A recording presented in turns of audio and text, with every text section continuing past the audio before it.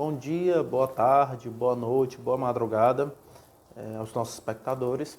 Como eu já me apresentei em vídeos anteriores, eu me chamo Tibério Pinto, eu sou advogado e professor universitário. Nós estamos gravando esse vídeo, hoje é dia 8 de junho de 2020, agora são 21 horas e 7 minutos, horário de Brasília. E antes da gente começar a tratar do assunto de hoje, eu gostaria de pedir que vocês se inscrevam no canal, apertem no sininho lá no YouTube, deem um like logo no vídeo, agora logo no começo, certo? E, bom, o propósito do vídeo de hoje, a gente está analisando a fase 1 do plano de retomada das atividades econômicas aqui no estado do Ceará.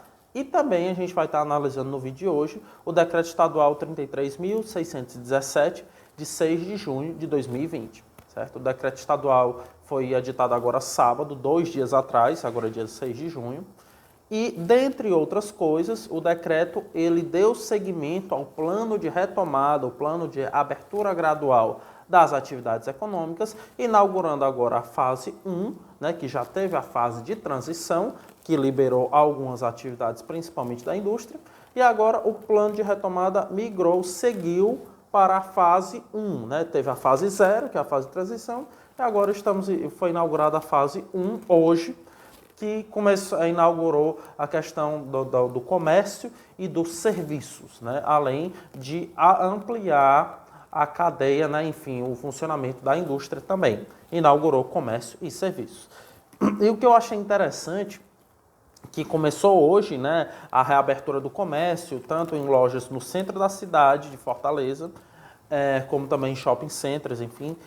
E nós acompanhamos aqui algumas notícias em jornais informando que houveram aglomerações com essa reabertura do comércio, E a gente até viu aqui algumas cenas cômicas, até num vídeo, um pequeno vídeo, que mostra diversas pessoas aglomeradas na entrada na Casa Pio, diversas pessoas entrando e saindo pela mesma porta, e enquanto tinha uma fila amontoada de pessoas esperando a sua vez para passar álcool em gel na mão.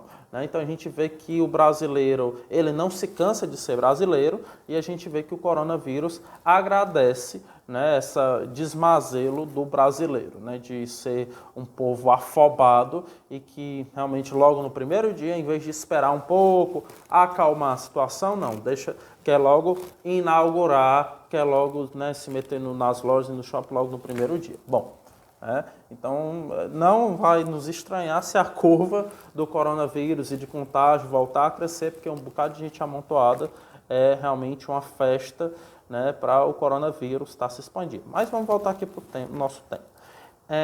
A primeira observação que a gente vai estar fazendo, e que a gente está fazendo praticamente vídeos semanais, e porque os decretos que a gente está analisando também são decretos semanais, se a gente for analisar. Toda semana tem um decreto novo. Geralmente os decretos estão sendo editados no sábado. E vocês podem estar se perguntando, Tibério, por que os decretos agora são semanais? E se a gente for analisar o próprio plano de retomada da economia, as fases do plano, elas são por semana. A fase de transição foi durante uma semana, de segunda passada até hoje, dia 8 de junho, essa segunda-feira, certo?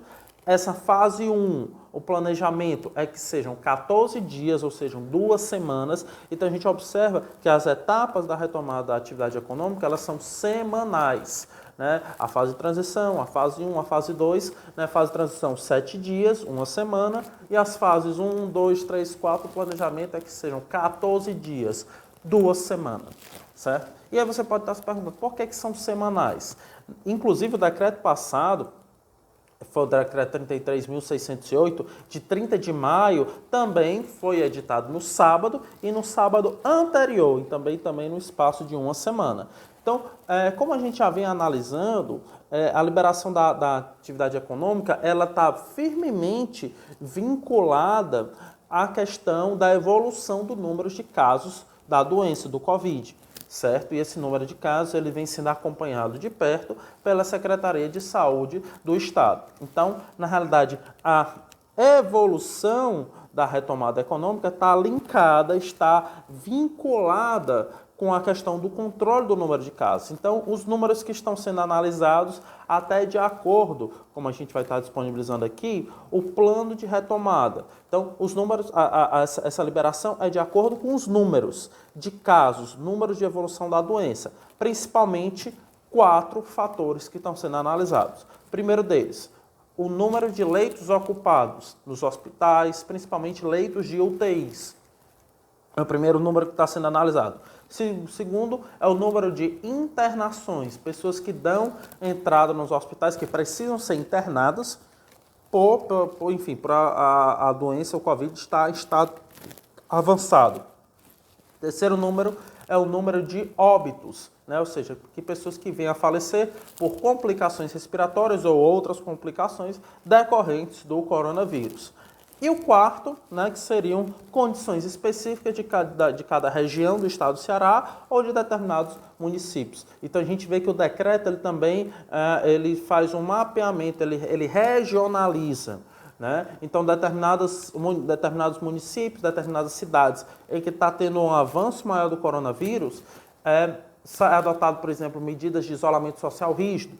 Né? Então a gente percebe que os decretos eles vão sendo editados de forma semanal, justamente para estar acompanhando esses números semanais. E principalmente, por quê? Porque a análise da Secretaria de Saúde se baseia no critério das semanas epidemiológicas. Esse termo, semanas epidemiológicas, né, ele se baseia num calendário, numa convenção internacional que fez uma padronização, que o calendário epidemiológico de acompanhamento de qualquer doença, no caso também a Covid, ele é baseado em semanas epidemiológicas. Então, você vai comparando a evolução da doença com base em semanas epidemiológicas. Então, se o controle da doença toma por base semanas epidemiológicas, a gente também vê que, como a retomada da atividade econômica está vinculada a isso, também é feito de forma semanal. Então, por isso que a gente observa que os decretos eles são publicados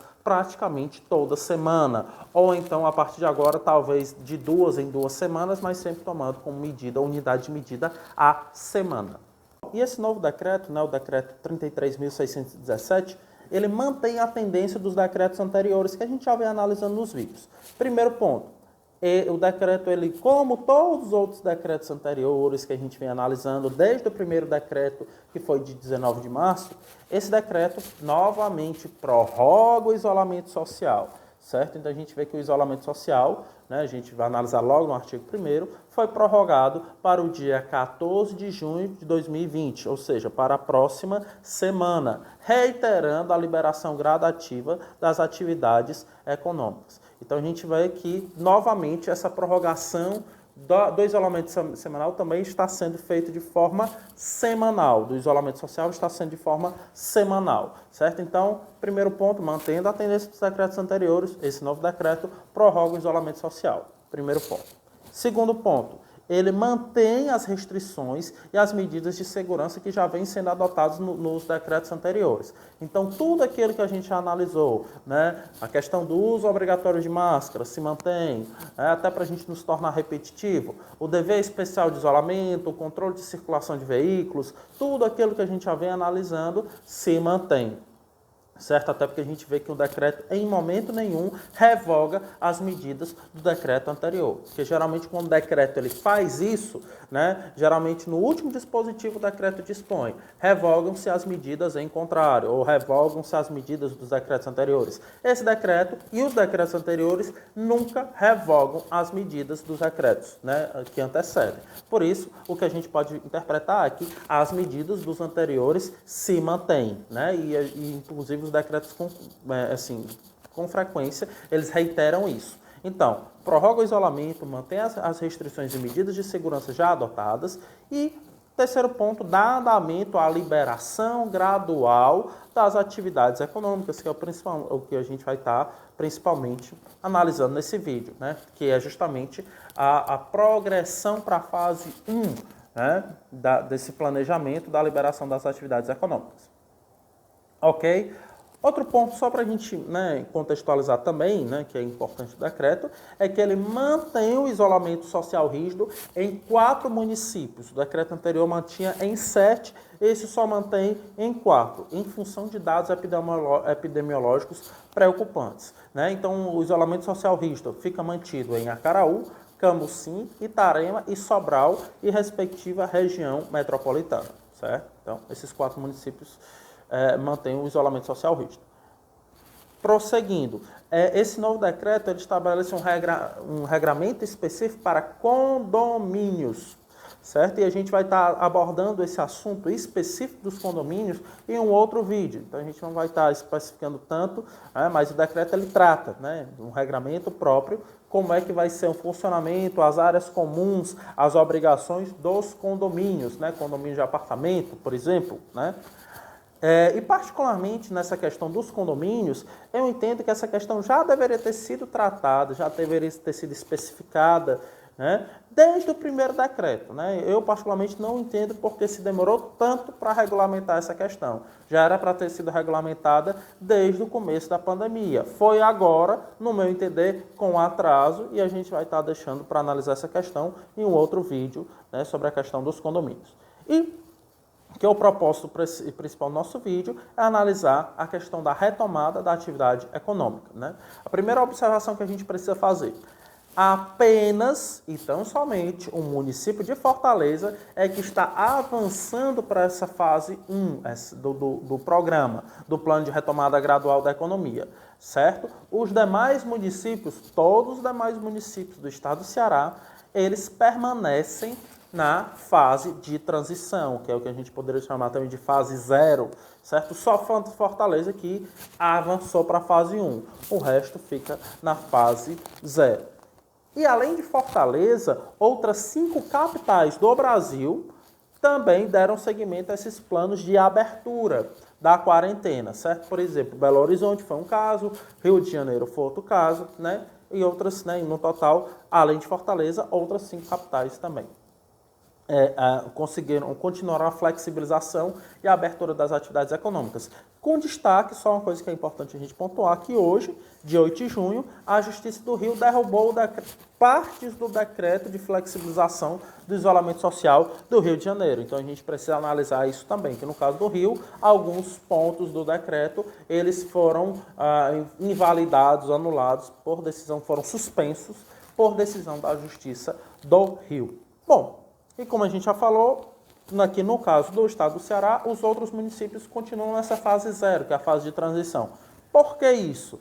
Porque o que a gente observa, os boletins epidemiológicos, né, os dados de análise da doença, o que se percebe é uma tendência de interiorização da doença. Ou seja, a doença ela vai migrando, está migrando para o interior.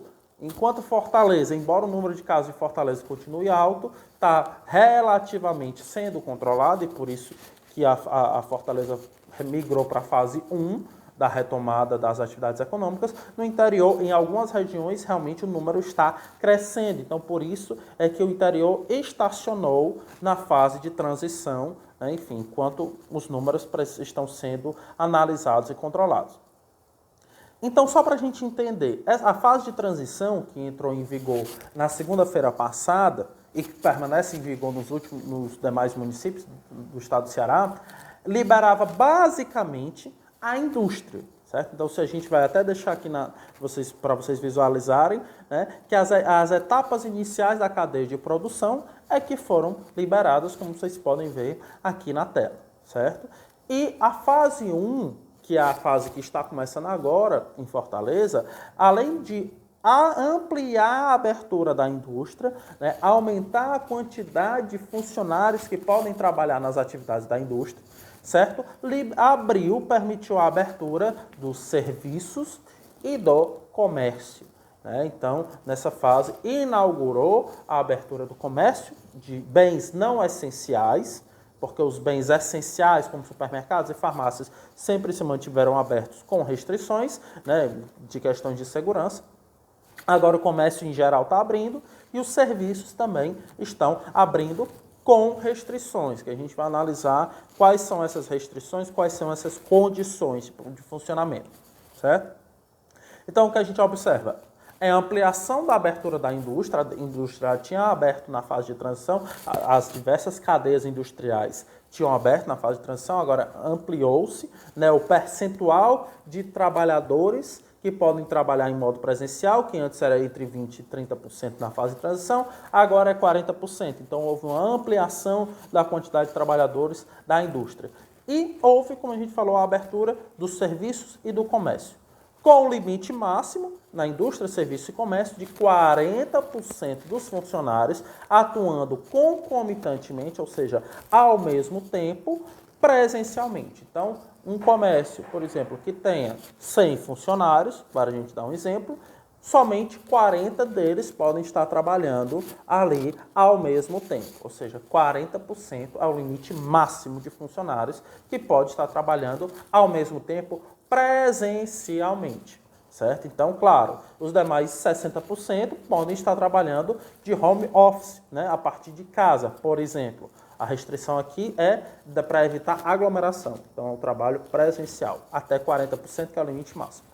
E o limite mínimo é de 3 funcionários por atividade liberada. Então, o que a gente observa é, o teto é 40% dos funcionários e o piso é, no mínimo, 3 funcionários. Ou seja, né, pelo menos 3 funcionários é o limite mínimo para estarem funcionando, para estar trabalhando. Ou seja, então a atividade, uma empresa que tenha 3 funcionários, podem os 3 estar trabalhando, porque é o limite mínimo. O comércio que tenha 3 funcionários, os 3 podem estar trabalhando, claro, respeitado o distanciamento, o uso de máscaras e todo o protocolo, tanto o protocolo geral como o protocolo setorial, ou seja, o protocolo de cada setor, né, que também foi estabelecido no decreto anterior e reforçado nesse decreto. Né? Então, se a empresa só tem 3 funcionários, não precisa respeitar o limite de 40%. Né? Entra aí no limite mínimo, os 3 funcionários podem estar trabalhando, certo? Então, a gente observou esse aumento no limite, esse aumento gradativo no limite máximo de funcionários, que na fase de transição era de 20% a 30%, agora passou para 40% do número máximo de funcionários, certo? Uma observação importante é que essa liberação gradual, para a gente saber, minha empresa, em que fase ela vai se encaixar, quando é que ela vai ser liberada, muita gente deve estar se perguntando, certo? Então, você que vai, para saber aonde a sua empresa vai se encaixar, né, você vai levar em conta o CNAE, que é o Código Nacional da Atividade Econômica, que é, né, a subclasse, a classificação, um códigozinho da atividade desempenhada pela sua empresa. Você vai levar em conta o CNAE da atividade principal, certo? Do que está lá no cartão de CNPJ da sua empresa, certo? Então, a gente vai colocar aqui um exemplo, né?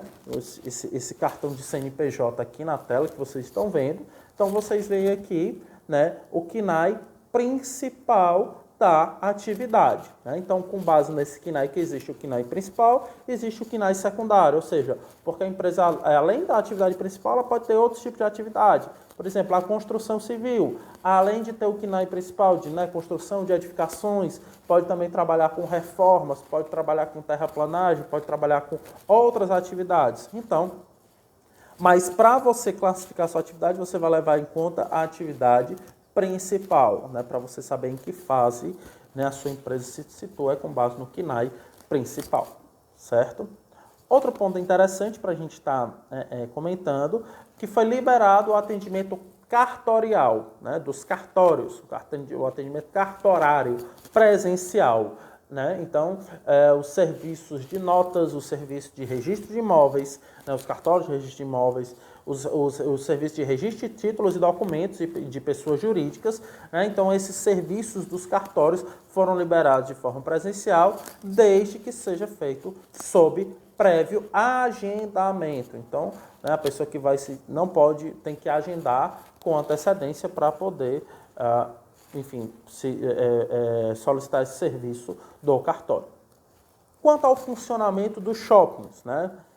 Os shopping centers, eles voltaram a funcionar com restrições às atividades liberadas na fase 1, certo? Então, ou seja, no shopping só podem abrir aquelas lojas, aqueles comércios que foram autorizados pelo decreto, aqueles que estão lá na fase 1, são os comércios em geral, certo? Então, com isso, os shoppings, obedecendo essa, enfim, só pode funcionar aquelas atividades que foram liberadas nos shoppings, certo?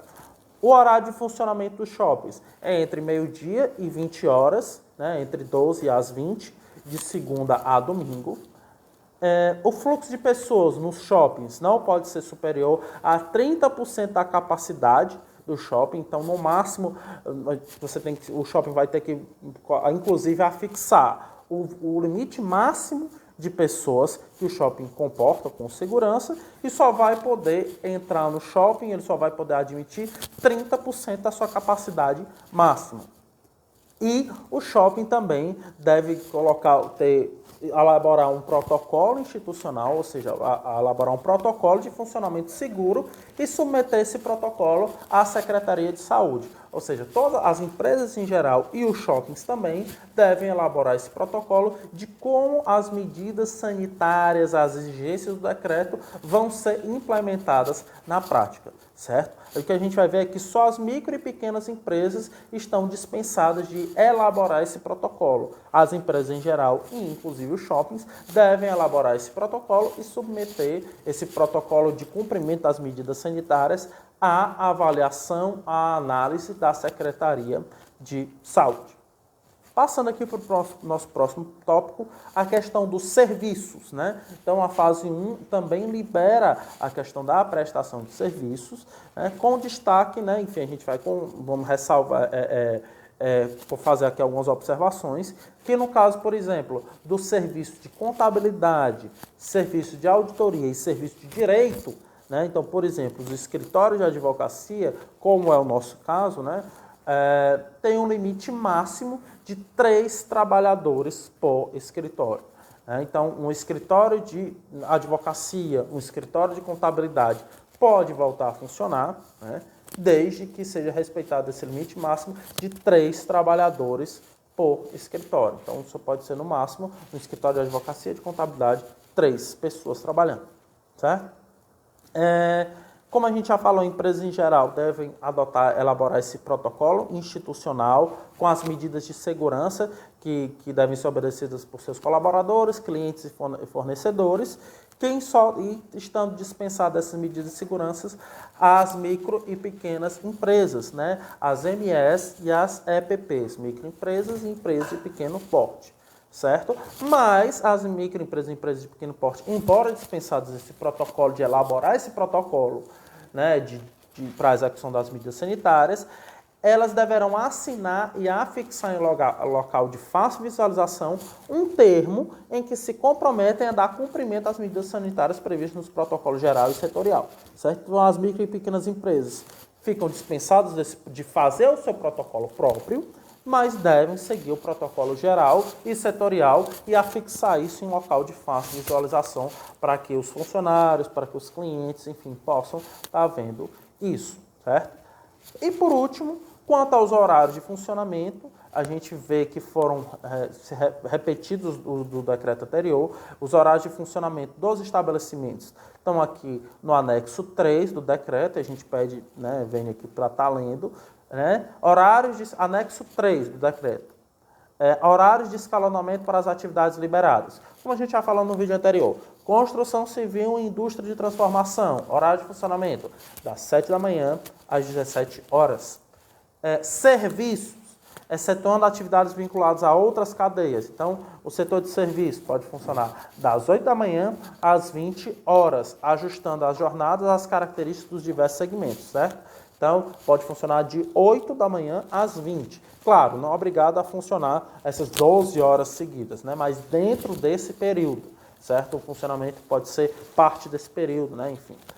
Mas não pode exceder, não pode começar às 7 e ir até às 21, por exemplo, né? Tem que ficar dentro, observar essas balizas. Funcionamento da administração pública, das 9 da manhã às 18 horas. E dos comércios em geral, das 10 da manhã às 16 horas, certo? E com isso a gente está encerrando essa análise, né, desse novo decreto, da progressão para a fase 1 do plano de retomada das atividades econômicas, certo? No vídeo, a gente vai deixar um próximo vídeo para analisar essas especificidades sobre os condomínios, certo? Para a gente estar tratando só sobre essa questão no próximo vídeo. E a gente agradece aqui a audiência e, novamente, pede para vocês estarem compartilhando o vídeo com amigos e conhecidos, dar o like, se inscrever no nosso canal e até a próxima. Forte abraço.